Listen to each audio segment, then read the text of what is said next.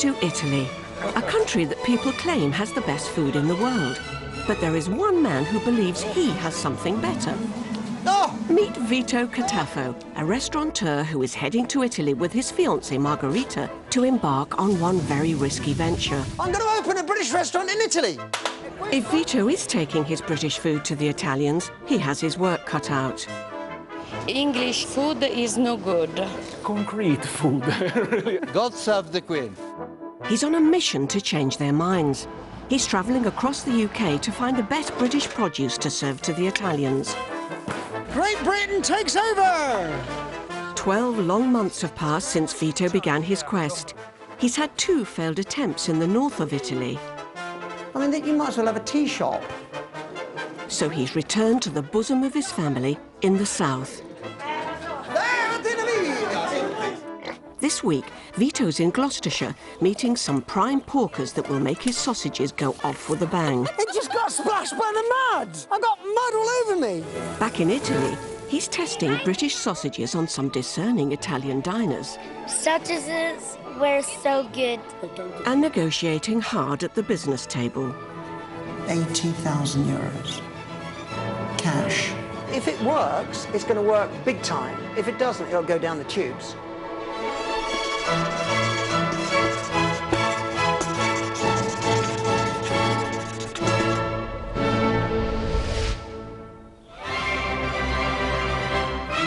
Buongiorno al mondo!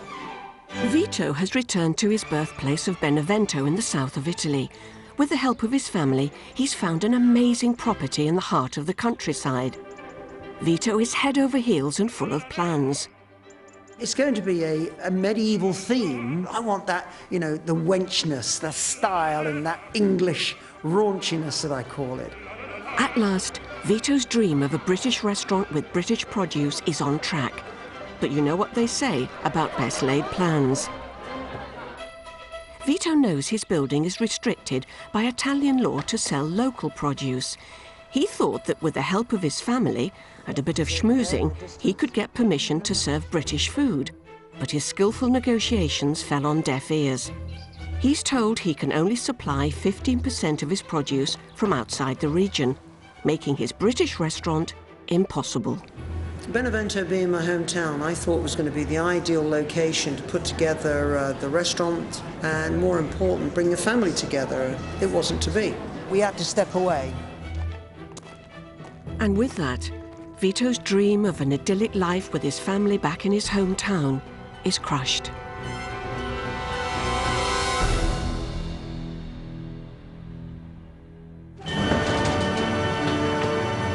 Three failed attempts, a year of searching, and thousands of pounds of legal bills have brought Vito to breaking point. Oh my God! To add to Vito's woes, the global recession has hit and the pound has taken a nosedive. It's now December 2008 and the euro and the pound are almost at parity. This string of disasters might have left a lesser man broken, but fortune favours the brave. I've worked too hard, too long to get where I am, and I'm not prepared to give it away. So, after 4 months soul-searching back in the UK, Vito decides to give it one last mighty push. Drawing on years of restaurant experience, he decides to take his dream where it will have the most impact. The culinary capital of Italy, Bologna.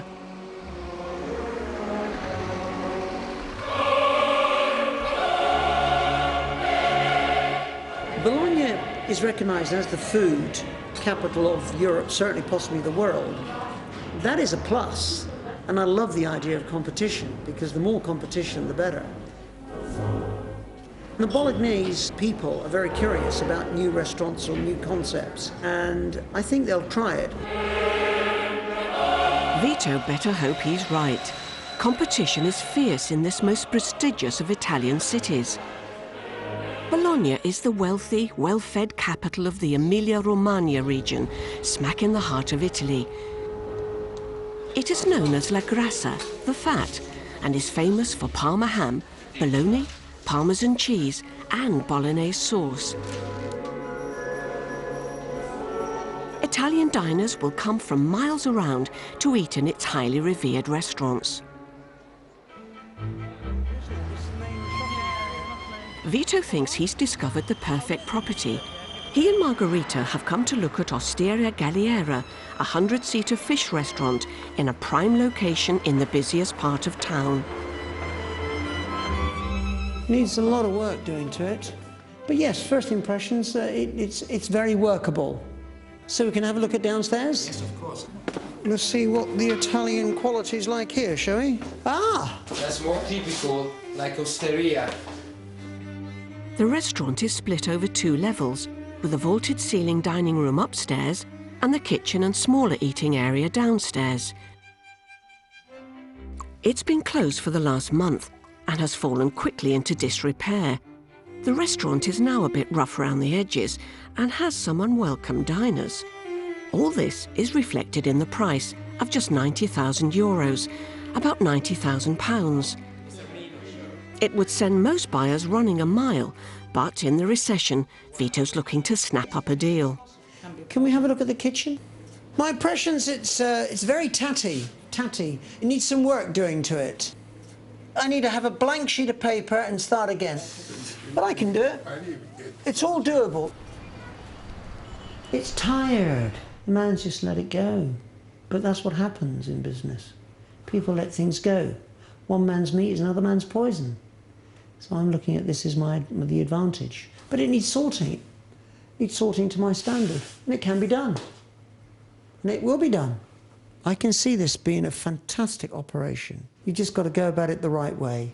And I'm ready to do that. Vito has sniffed out a bargain in the stunning heart of Bologna, where prime location restaurants are hard to come by. But there's something else enticing him. The restaurant he's found is closed, but has all its licenses in place, which means that Vito can avoid dealing with the web of Italian red tape that has halted his plans in the past. My friend, nice to see you. Thank you very much. Margherita. The owner Mino is desperate for a quick sale. Vito spots an opportunity for a great deal. But the business is shut. You have no business. There's no business here. It's purely a vacant location, okay? So what is the very possible best offer that I can take from you? Se vuoi comprare, lei mi dia 90.000 euro e io vado via. 90,000 seems a lot of money for a concern that, the way I see it, is already gone. Because no staff, no business. So I'm going to put an offer on the table. 80,000 euros. 80.000, 85. No, I've got to go on 80,000 euros. Cash.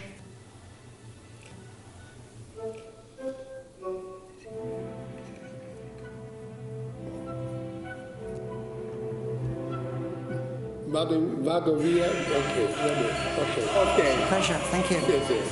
I think it's completed the business. Success! After 16 months of searching and heartache, Vito has shaken hands on the deal and is on the brink of owning a restaurant in Italy.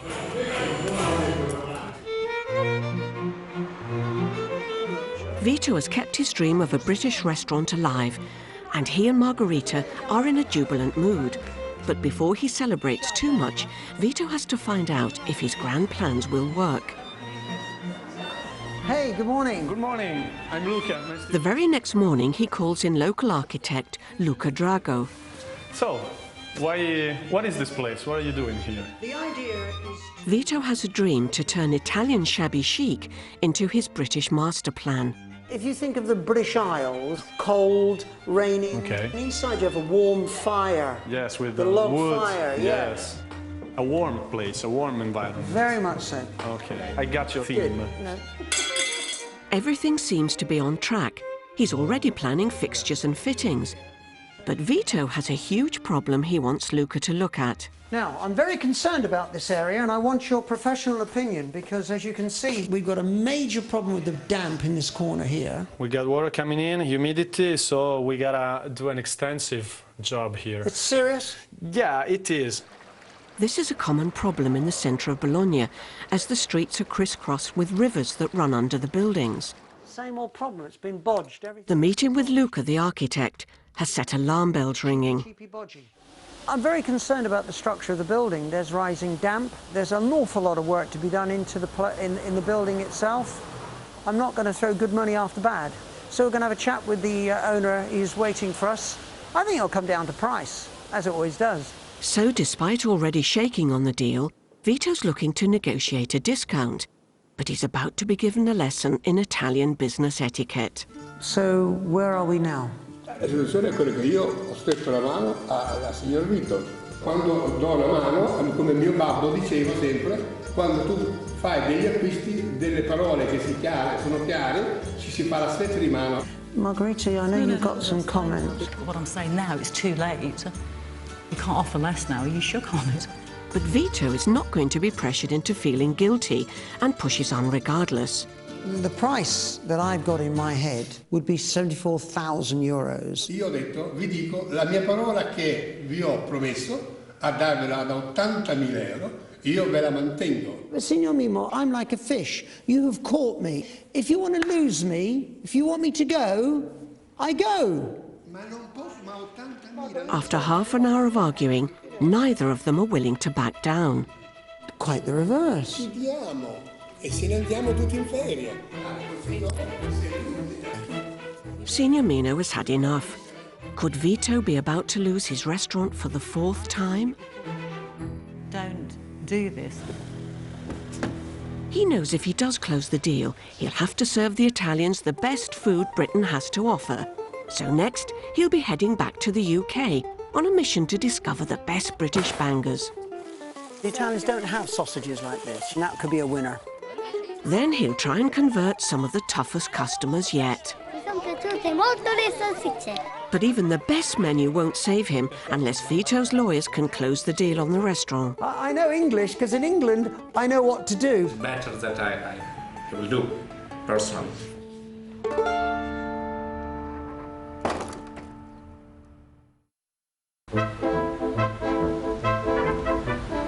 Vito Catafo is on a quest to open a British restaurant in the heart of Italy.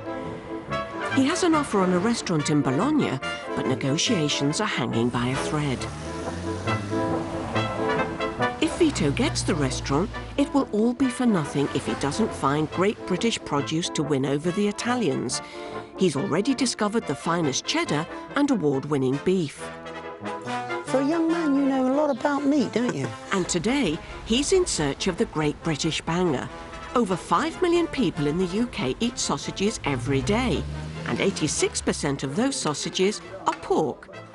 Vito is visiting Gloucestershire to meet Judy and Gary, who make some of the best pork sausages in Britain. Judy, how are you, darling? Vito, lovely to meet you. At long last, eh? Yes, you're going to come meet my pigs? Super, looking forward to it. Yeah, piggy weeks. Come on, good girl. Come on. Judy, the farmer, rears British rare breeds and supplies her husband Gary, the butcher. Together, they have an award-winning recipe. Come on, girls. So generally then, do they have a good life? They do, they do. Happy pigs will produce fantastic meat. There are over a dozen breeds of pedigree pig in the UK, and Judy rears one of the traditional rare breeds, the Gloucester Old Spot. These distinctively marked Gloucestershire pigs had their heyday in 1920s Britain, when many people kept them in their backyard or orchard. And I notice, you know, they've been wallowing in mud. Are pigs generally dirty like that? They're actually very clean animals. They roll in the mud, cools them down, and it also acts as a sun barrier because they're very fair-skinned, and pigs do get sunburnt. It just got splashed by the mud! She walked up to us and just went... And she thought, well, I've got to give my friends a bit of a licking. And again! These are pigs with attitude. Oh, Vito. From the moment they're born, Judy's pigs are well cared for. I'm the farmer. I want to see that my pigs get the best possible life there is to have. Okay. And they are kept in the best conditions. Come on in, Vito. Oh, wonderful. There's your overall. These pampered pigs don't have far to travel to their final destination. Judy's husband Gary runs the butcher's right on the farm, so he knows exactly where his meat comes from. Okay, Vito, these are one of Julie's old spots. When I've cut this through, you'll be able to see the difference in the quality of the pork. Now that you can see there the beautiful colour, the dryness of the flesh, no water. A lot of the high protein fed pork, it's very young, it's very new meat. Yes, it would be tender, but it wouldn't have any flavour. These guys get a nice low protein diet. Yes, they do take 6 months to produce, but as we can see, it's well worth it. And that's what we're using for the sausages? This is what we're using for the sausages, predominantly because it's got a good combination of fat and meat ratio. Gary transforms the pork into great big British bangers. There's around 500 recipes in Britain, and the secret of Gary's sausages is to use only natural ingredients. He simply minces the pork shoulder, adds breadcrumbs, herbs and water. You're about to see the finest Gloucestershire old spot sausages. Here we go, chef. And squeezes them out into cleaned pig intestines. Yum. We then go on to the linking. So how do you spot a good pork banger? Well, they should be slightly curved and chunky, and you should see the coarse cut meat through the skin. At the first glimpse of sunshine, the Gloucester Old Spot pork sausages join that other great institution, the summer barbecue. Oh, they smell gorgeous, Gary. Oh, beautiful. Thank you. Lovely. Thank you very much. Oh, Gary, that is a winner. I think that would go down very, very well. Very, very well. I can see them enjoying that, and that could be a winner. Vito's added another top producer to his ranks. It's now up to him to convince the Italians to buy British. It's natural food, it's got great flavours, and that's what the Italians and all people want to have. It's a winning recipe. If you want to find out more about the fantastic British food and recipes, log on to channel4.com/food.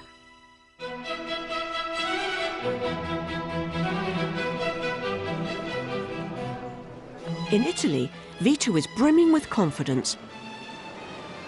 He's taking some other top-quality British bangers from Scotland The best of British. to Emilia-Romagna, a region where the pig is king. There's even a statue in its honour. This is fantastic, isn't it? Sausages are big business here, so a bad banger will be given short shrift by everyone from the oldest to the youngest. Vito has chosen to test his British bangers at a local school sports day on some of Italy's fussiest diners. Well, with children, they tell you the bottom line. They tell you the truth, OK? They're not going to mess around and try and give you, it could be and it could be then. It's, yes, I like it, no, I don't. Ooh. And more important, we're going to try and feed them and make them happy and make sure that their parents come and book table at the restaurant.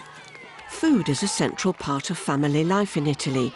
These kids are used to a variety of Italian sausages, like spicy salamis, mortadella and bologna. But today, they'll be trying a new kind of sausage, barbecued pork bangers with dollops of brown sauce and ketchup. If Vito hasn't eaten them already. They're lovely. Come and get your sausages. Who wants a sausage? But soon, they're all tucking in. Help yourself. Help yourself, darling. Help yourself. So what do the kids think of Vito's British bangers? You know, they want the best of British. And didn't like the sausages. 10 said they didn't like them, but 40 kids said they loved them. Mi sono piaciute molto le salsicce. Mi sono piaciute molto le salsicce. Mi sono piaciute molto le salsicce. I like very much the sausage. It's super, super yummy. I like the sausage. I eat it all. Le salsicce erano buone. You know, the proof is in the eating. As you can see, the sausages and sauce, they love it. They absolutely love it. I love it. I love it too. I like sausages. Perfect. And all I can say is, if we were taking money today, we'd made a profit. Can we have the national anthem, please? God save our great The bangers went down a treat. But back in Bologna, storm clouds are still hanging over Vito's restaurant deal. Now, I'm very concerned about... Vito has discovered damp and wants to negotiate a discount. But after shaking hands on £80,000, restaurant owner Mino is refusing to budge. After 16 months of searching, Vito fears his project will end in failure, so has found himself a savvy local lawyer, Nicola Ancarani, to help break the stalemate.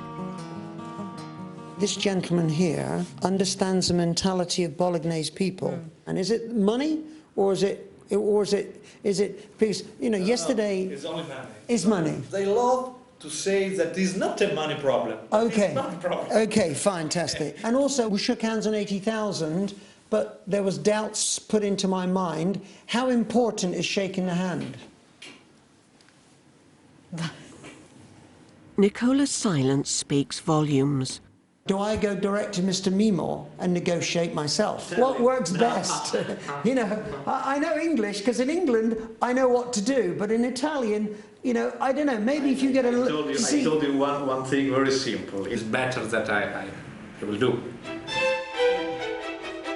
Nicola recommends he does some negotiating. And 24 hours later, success. Nicola gets the negotiations back on track and the deal goes through. Fantastic. Who signs this? You do. The next day, he's back in to sign a deal with the lawyer. Okay. Thank you again. After 16 months, Vito finally has a restaurant where he can sell great British grub. Out with the old, smack in the heart of Bologna. And in with the new.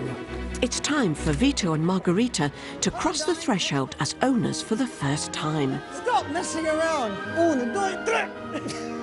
Final restaurant's going to be a masterpiece. There is nothing in the city that's going to touch it. It's the curtain up. It's showtime. No, why can't you lift it properly? Because I've just had breakfast and I'm full. What do you think, darling? Isn't that lovely? But now the hard work really begins. Next time, Vito gets his first delivery from Britain. Whoa, whoa! Hey, the whole truck is for me, the new restaurant. Here, I show you. His Italian builders have trouble meeting Vito's exacting standards. You've got to, honestly, you really did just... Oh, damn it! And Vito heads to Wiltshire to sniff out the best chutneys and horseradish. The name, was there a horse involved? Some of the route looks a little bit like a horse's... OK, got it. For an exclusive interview with Vito and a selection of the best recipes Britain and Italy have to offer, go to channel4.com/food. Well, Extra 4, helping people to find work is a tough job in the Benefit Busters.